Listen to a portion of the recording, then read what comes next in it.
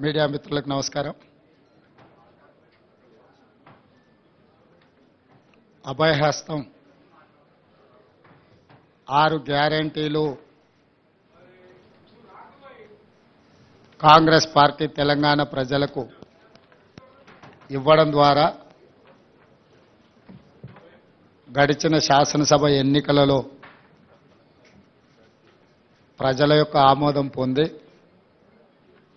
ప్రభుత్వాన్ని ఏర్పాటు చేసి అందులో 2 పథకాలను అమలుపరిచి మిగతా పథకాల విషయంలో ప్రజాపాలన పేరు మీద గ్రామ సభలు ఏర్పాటు చేయాలని మంత్రివర్గం తీసుకున్న నిర్ణయాన్ని ఈరోజు లోగోను సంబంధిత అప్లికేషన్ని విడుదల చేయడానికి ఈ కార్యక్రమంలో ఉప ముఖ్యమంత్రి గారు గౌరవనీయులు బట్టి విక్రమార్క గారు, సహచర మంత్రివర్యులు తుమ్మల నాగేశ్వరరావు గారు, సహచర మంత్రివర్యులు కోమటిరెడ్డి వెంకటరెడ్డి గారు, సహచర మంత్రివర్యులు శ్రీమతి కొండా సురేఖ గారు, సహచర మంత్రివర్యులు పొంగులేటి శ్రీనివాసరెడ్డి గారు, చీఫ్ సెక్రటరీ గారు, ఇతర అధికారులు ఈ కార్యక్రమంలో పాల్గొని అత్యంత ప్రతిష్టాత్మకంగా ప్రభుత్వం భావిస్తున్న ఈ కార్యక్రమాన్ని ఈరోజు మీడియా మిత్రుల సమక్షంలో కార్యక్రమాన్ని ప్రారంభించుకోవడం జరిగింది. మీకందరికీ తెలుసు, కాంగ్రెస్ పార్టీ ఇచ్చిన మాట నిలబెట్టుకోవడానికి పూర్తి స్థాయిలో అత్యంత ప్రతిష్టాత్మకంగా భావించి అమలు చేయాలన్న ఆలోచనతోటి ఈ గొప్ప కార్యక్రమాన్ని తీసుకోవడం జరిగింది. ప్రజాపాలన గ్రామాలలో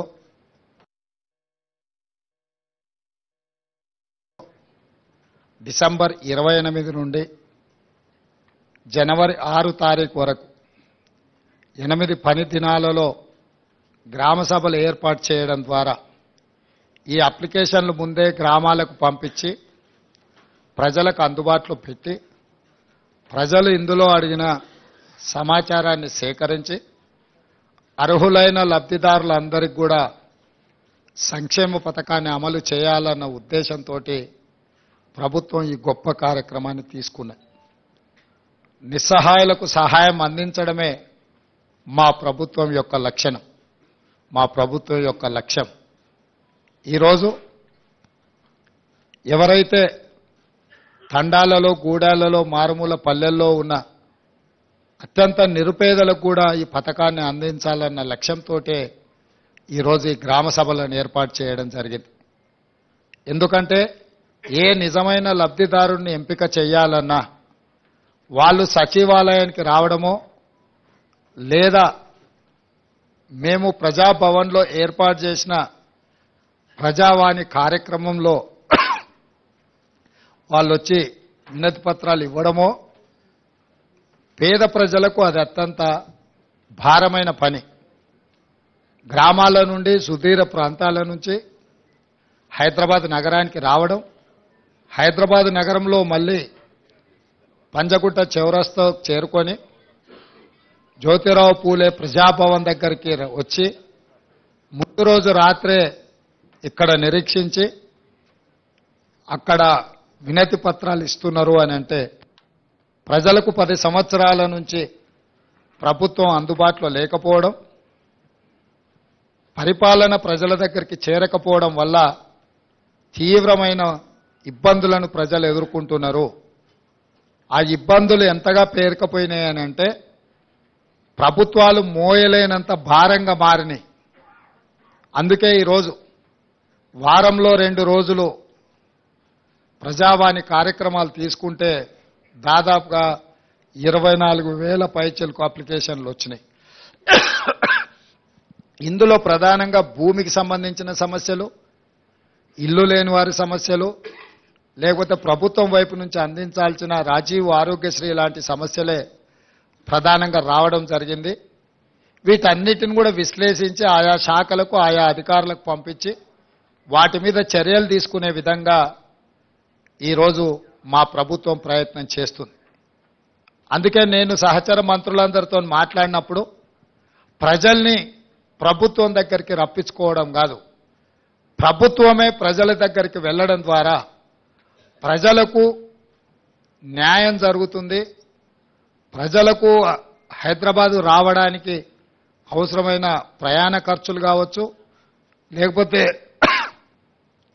సమయము కేటాయించడం కావచ్చు, ప్రజలకు ఇబ్బందులు జరుగుతున్నాయి. కాబట్టి ప్రభుత్వాన్నే ప్రజల వద్దకు పంపిద్దాము. ప్రజాప్రతినిధులను ప్రజల మధ్యలో కలిసిమెలిసి ఏ ప్రజలు ఎన్నుకున్నారో ఆ ప్రజల దగ్గరికి పంపించడం ద్వారా గ్రామ సభలలో ఆ గ్రామాలలో ఎన్నికైన సర్పంచులు కావచ్చు, ఎంపీటీసీలు కావచ్చు, జడ్పీటీసీలు కావచ్చు, జిల్లా పరిషత్ చైర్మన్లు కావచ్చు, లేకపోతే ఎమ్మెల్యేలు కావచ్చు, మంత్రులు కావచ్చు, వీళ్ళందరూ కూడా గ్రామ సభల ద్వారా ప్రజల దగ్గరికి వెళ్ళినప్పుడు ప్రభుత్వమే ప్రజల దగ్గరకు వచ్చిందన్న భావన కలిగి ఈ ప్రభుత్వం మీద విశ్వాసం కలుగుతుంది. ఈ ప్రభుత్వం మా ప్రభుత్వం, ఈ ప్రభుత్వం ప్రజల ప్రభుత్వం, ఈ ప్రభుత్వం ప్రజల సమస్యల్ని పరిష్కరిస్తుందన్న విశ్వాసం ప్రజలల్లో నెలకొంటుంది. ఈ కార్యక్రమాన్ని విజయవంతంగా అమలు చేయడం ద్వారా, ఈ కార్యక్రమాన్ని విజయవంతంగా అమలు చేయాలి అనంటే వాళ్ళని ప్రజావాణి కార్యక్రమానికి ప్రజాభవన్కు రప్పించుకోవడం కాదు, ఇక్కడ ఉండే గతంలో ఘడీల ముందు ఘడీల లోపల జరిగిన పరిపాలనను గ్రామాలకు చేర్చాలన్న ఆలోచన మా ప్రభుత్వానికి వచ్చే ఈరోజు ఈ గ్రామ సభలను ఏర్పాటు చేయడం జరిగింది. ఈ ప్రజా పరిపాలన ద్వారా ప్రజల యొక్క సమస్యల్ని పరిష్కరించాలని ఈరోజు ఈ ప్రభుత్వం నిర్ణయం తీసుకున్నది.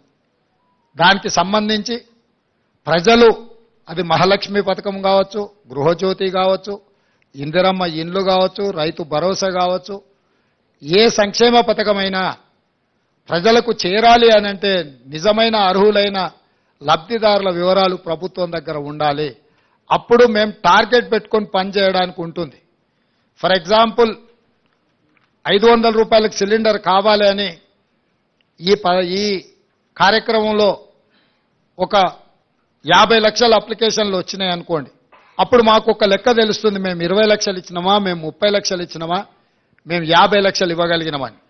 ఇందిరమ్మ ఇళ్ల కోసం వచ్చిన దరఖాస్తులు, ఇల్లు లేని పేదలు ఎంతమంది ఉన్నారో మాకు లెక్క తెలిసినప్పుడు మేము ఆ టార్గెట్ను రీచ్ అవ్వడానికి 100% మేము అహర్నిశలు కృషి చేయడానికి ఉంటుంది.